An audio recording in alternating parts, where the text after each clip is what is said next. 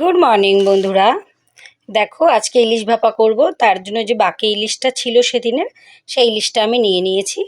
এই যে ইলিশ মাছটা, এই ইলিশ মাছটা এখন আমি নুন হলুদ মাখিয়ে রেখেছিলাম।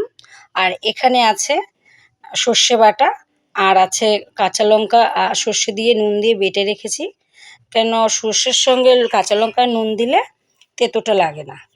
আর এখানে আমি দিয়েছি কাঁচা লঙ্কা বাটা আর সর্ষে বাটা, সঙ্গে একটু কাজু বাদামও দিয়েছি, আবার পোস্ত বাটাও দিয়েছি, যাতে স্বাদটা একটু ভালো হয়। নারকেল গোড়া থাকলে ওটাও দিতাম, ওটা দিলে আরও স্বাদ হয়। তো যেহেতু ওটা নেই, তো এটা দিয়েই করব।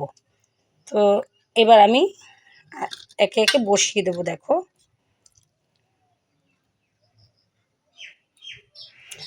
বাটিটা যদিও আমার ছোট হয়েছে, কিন্তু কিছু করার নেই, বড় বাটিটা শ্বশুরবাড়িতে রয়ে গেছে।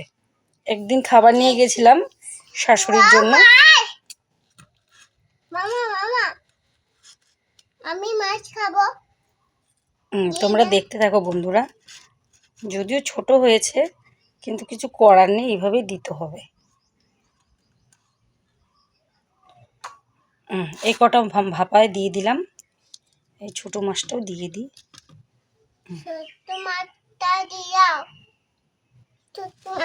এর উপর থেকে এখন একটা জিনিস অ্যাড করব, সেটা হলো সরষের তেল।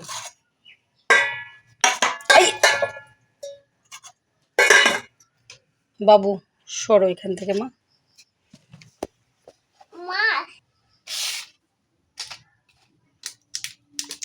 আর এই যে এখন আমি উপর থেকে দিয়ে দেবো, মেইন হচ্ছে সরষের তেলটা একটু বেশি করে দিয়ে দিলাম। দেখো বন্ধুরা, আর বাকি ইলিশটা রেখে দিয়েছি। আমার মেয়ে বদমাশি করছে। বাকি ইলিশটা রেখে দিয়েছি, ওইটা আমি বেগুন নিয়ে আসবে, এখন হাজব্যান্ড বাজারে গেছে, বেগুন আনলে বেগুন দিয়ে ঝোল করব।